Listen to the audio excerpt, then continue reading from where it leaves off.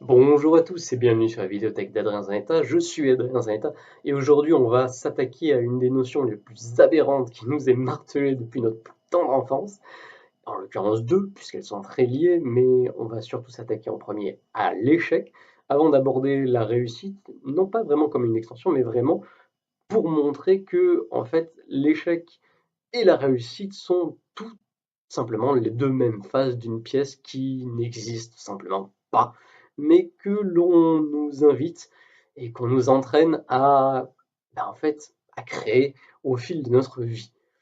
Donc, pour bien comprendre évidemment en quoi cette notion d'échec est une aberration sans nom, on va s'attaquer déjà à sa définition. Et c'est quoi la meilleure définition que je puisse donner de l'échec? C'est, on va dire, en premier lieu, c'est l'absence de réussite, histoire de bien coller le fil avec le reste. Mais c'est aussi, on va dire, le fait d'atteindre une situation ayant un retour ou un résultat différent de celui que l'on a planifié. Voilà. En soi, ça semble pas si aberrant que ça dans la description, et pourtant ça l'est complètement. Et on va le voir très simplement en trois points. Le premier point, c'est celui qui consiste à constater que le délai selon lequel on va déterminer et séparer la notion d'échec de réussite, puisque l'échec c'est ce qui n'a pas réussi, c'est on va dire, on va l'appeler ça le délai. Le délai est quelque chose qui est purement subjectif, notamment lorsqu'on va l'appliquer à un but de devenir, ou à un but de transformation, ou à un but de vie, tout simplement, de quelque chose d'organique qui est censé évoluer avec le temps. À partir de quand on considère que c'est un échec ou une réussite? Eh ben, en fait, on ne peut pas le dire. Si, on peut le dire si on a envie de le dire, mais au-delà de ça, on n'a aucune raison logique de considérer que quelque chose est un échec, à moins d'avoir envie de dire bah, j'ai pas envie que ça devienne une réussite, en fait. Ça va déterminer, en fait, notre volonté de faire en sorte de créer quelque chose. Et c'est même extensible à n'importe quoi, c'est-à-dire à un projet. À partir de quand, subjectivement ou objectivement, vous avez envie de dire que quelque chose est un échec, c'est le moment où vous le décidez.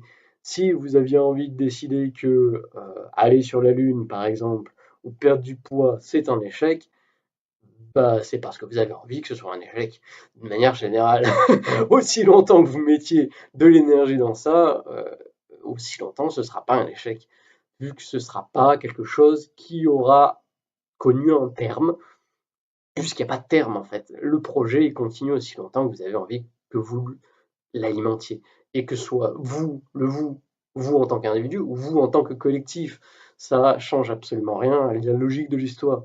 L'échec est quelque chose qui est créé par la volonté de la voir apparaître, cette notion, tout simplement. L'autre point très important à comprendre sur l'échec, c'est le fait que la notion même de l'échec est parfaitement et strictement accolée à une norme qui peut être définie par une société, par une époque, par un état de connaissance ou d'être, mais c'est juste lié à une norme. Il est strictement impossible de décoller l'échec de ça.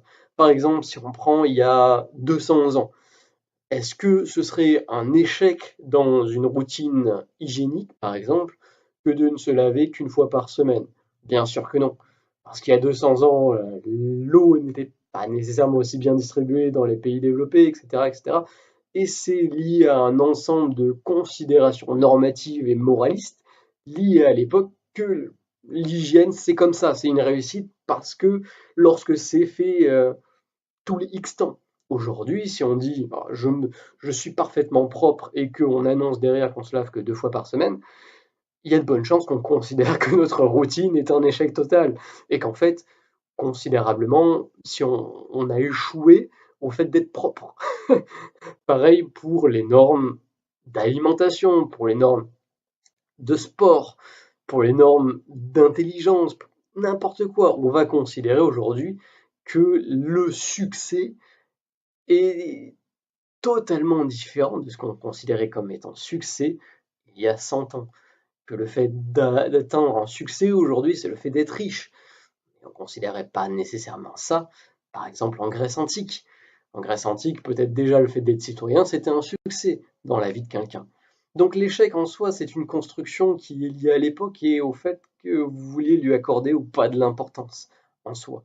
Et on va le voir un peu plus précisément dans la réussite, mais c'est déjà quelque chose qui est parfaitement collé à la notion de l'échec, peut-être plus que la réussite, ce côté normatif. Et enfin, le point le plus important, selon mes propres évaluations, on va dire, c'est le point qui permet tout simplement de constater que l'échec est avant tout quelque chose qui est basé sur une attente. Et soyons clairs, même si c'est possible que j'ai abordé cette notion un peu dans une autre vidéo, l'attente et tout ce qui se base sur une attente va inévitablement se transformer en quelque chose de profondément bancal et de dénué de sens. L'attente est la manifestation physique du concept aberrant qui est le futur. Pas si aberrant le futur, ben si. Il n'existe que le moment présent, le futur n'a aucune existence et à partir du moment où vous décidez d'avoir une attente, quelle qu'elle soit, c'est littéralement mettre une punaise sur quelque chose qui n'a aucune tangibilité et de faire votre vie autour de cette punaise et autour de ce truc qui n'existe pas littéralement. Donc c'est une aberration parce que non seulement vous refusez de prendre en compte le côté organique et évolutif de la vie elle-même, mais aussi le côté évolutif et organique de vous, puisque vous faites partie de la vie. Donc en fait, vous mettez la pire version de ce qui pourrait arriver parce que vous avez moins d'informations aujourd'hui que ce que vous en avez plus tard, et vous avez moins de recul sur les choses aujourd'hui que ce que vous en avez plus tard. Donc vous décidez de prendre littéralement une décision aujourd'hui vis-à-vis d'une situation qui est strictement inférieure à celle que vous allez connaître plus tard inévitablement. Donc vous décidez littéralement aujourd'hui en mettant une attente, en créant une attente, de vivre plus tard la pire version de ce qui pourrait arriver parce que n'importe quelle autre version sera meilleure. Puisque, encore une fois, n'importe quelle autre version, en dehors de toute attente, sera une version à laquelle vous aurez une capacité d'adaptation et de perception qui sera supérieure. Maintenant qu'on est clair sur, sur le fait que l'échec est quelque chose à bannir de votre vocabulaire si vous avez envie de vivre une vie logique et équilibrée, on va s'intéresser de manière un peu plus en profondeur sur la réussite. Parce que c'est bien beau tout ça, mais pourquoi l'échec existe avant toute chose? Peut-être pas pourquoi, mais pourquoi il est aussi solidement ancré dans nos sociétés? Ben parce qu'il existe la notion de réussite, hein. Et aujourd'hui, le succès, c'est quelque chose qui est poussé autant par la société, par les gourous de la finance, par les coachs, quelle qu'en soit leur forme, par même l'éducation, puisqu'on nous dit bien, il est important de réussir sa vie. Voyez à quel point c'est quelque chose qui est solidement ancré dans notre motivation. Et c'est ça le souci finalement de la réussite, c'est que c'est une source aujourd'hui de motivation. Et la définition qu'on peut donner à la réussite, c'est accomplir le projet que l'on visait, quel qu'il soit. D'accord? Un peu, on retrouve la définition de l'attente qu'on a retrouvée avant, hein, c'est-à-dire projection. Mais pourquoi c'est important aujourd'hui de considérer la réussite comme une aberration? C'est parce que c'est quelque chose qu'il est très dangereux finalement dans la vie de n'importe qui de baser le pilotage de sa vie et l'alimentation de ses motivations. Mais alors, qu'est-ce qu'il existe peut-être en dehors de la réussite pour carburer finalement vos actes et carburer vos objectifs? Est-ce qu'il existe des choses est-ce qu'il existe un but qui répond strictement mieux à la construction d'une vie heureuse tout en alliant tous les bénéfices de ce que la poursuite de la réussite pourrait apporter? Parce qu'évidemment, poursuivre la réussite, c'est quelque chose qui apporte quelque chose. On va souvent dire, si vous poursuivez la réussite, ben, vous allez devenir meilleur, vous allez apprendre, vous allez faire plein de choses et vous allez devenir une meilleure version de votre propre version actuelle. C'est pas complètement fou, mais c'est très limité parce que ça aussi met en écart tout ce qui est aussi les à côté de la poursuite de la réussite, qui est sans le moindre sens au final, puisqu'elle est parfaitement subjective et refuse de prendre en compte son environnement. Je vous propose donc aujourd'hui d'explorer deux alternatives à l'alimentation de vos actions et de votre vie, qui non seulement gardent les mêmes, on va dire, les mêmes propriétés que la poursuite de la réussite ou du succès, quelle que soit la définition individuelle que vous donnez à ça, peut vous apporter, tout en vous mettant dans une position harmonieuse, non seulement vis-à-vis de vous-même, mais vis-à-vis de votre bonheur potentiel et vis-à-vis de la façon dont la vie fonctionne de manière logique, de manière universelle. Et le premier point qu'on va aborder, c'est la notion de croissance. Si votre but, au lieu de poursuivre l'échec, si votre but, au lieu de poursuivre la réussite, c'est tout simplement grandir de manière aussi vague que ça puisse être, et bien en fait vous allez naturellement poursuivre la meilleure version du succès et de la réussite sans l'attente de votre perception de ce que c'est finalement la réussite dans le futur et de ce à quoi vous avez accès. Et je vous donne un exemple un peu, entre guillemets, extrême, mais pas tant que ça. Si votre objectif là, actuel de réussite, c'est par exemple de devenir riche et célèbre, ce qui est en soi une aberration en soi, mais passons. Imaginons que c'est l'objectif et la notion que vous donnez à la réussite, riche et célèbre, et que vous travaillez toute votre vie pour devenir riche et célèbre. Et si je vous dis que la meilleure façon pour vous, l'objectif ultime, c'est pas vraiment de devenir riche et célèbre, malgré le fait que vous le fassiez, c'est de devenir suffisamment grand, de développer qui vous êtes suffisamment pour naturellement devenir, organiquement, devenir riche et célèbre à travers qui vous êtes, et en plus de ça, développer le pouvoir de guérir qui vous voulez sur une simple volonté de penser. D'accord? Qu'est-ce qui raconte? Le principe est le suivant, tout simplement. Si vous vous développez sur le seul objectif que vous pensez réalisable à travers les informations que vous avez maintenant, vous allez littéralement éliminer toutes les possibilités d'apprendre que d'autres possibilités existent, justement.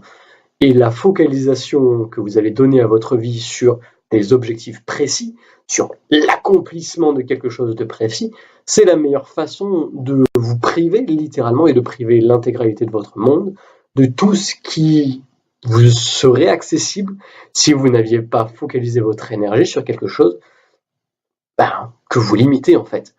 Ce à quoi vous limitez dans votre petit monde actuel.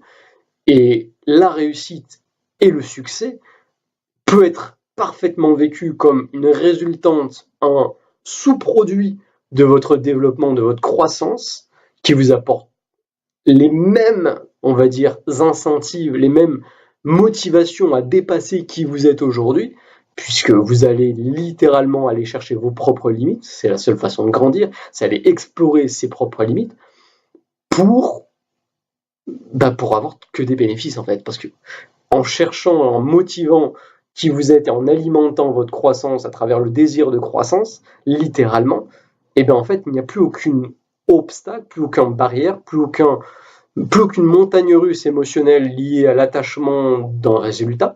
Vous allez littéralement prendre en compte toutes les informations qui sont là devant vous à chaque instant et faire ce qui est le mieux pour explorer et exploiter l'intégralité de qui vous êtes dans chaque situation et vous en servir au mieux pour grandir. Mais dans ce cas-là, il n'y a plus d'échec, il n'y a plus de réussite, puisque c'est quelque chose en perpétuelle évolution.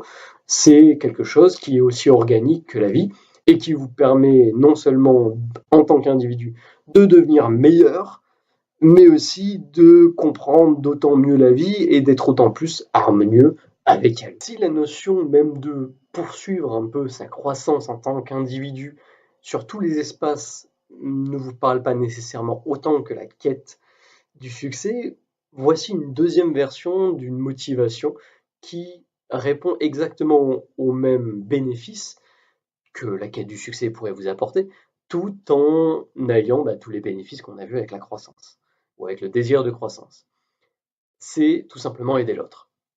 Pour illustrer exactement en quoi simplement le désir sincère d'aider l'autre est quelque chose qui vous apporte exactement et strictement au moins autant Pas exactement du coup, au moins autant de bénéfices que la quête du succès va vous apporter. Je vais tout simplement prendre l'exemple d'une personne qui souhaite aider une autre personne à clouer quelque chose sur un mur. Il y a un clou et la personne apporte son marteau, peut-être parce que la personne n'a pas de clou, n'a pas de marteau, peu importe. Voilà quelque chose, une situation aussi banale qu'elle soit, pour que vous puissiez vraiment comprendre l'impact logique et naturel des choses et la façon dont les choses vont naturellement se dérouler. On l'accroche ici? D'accord.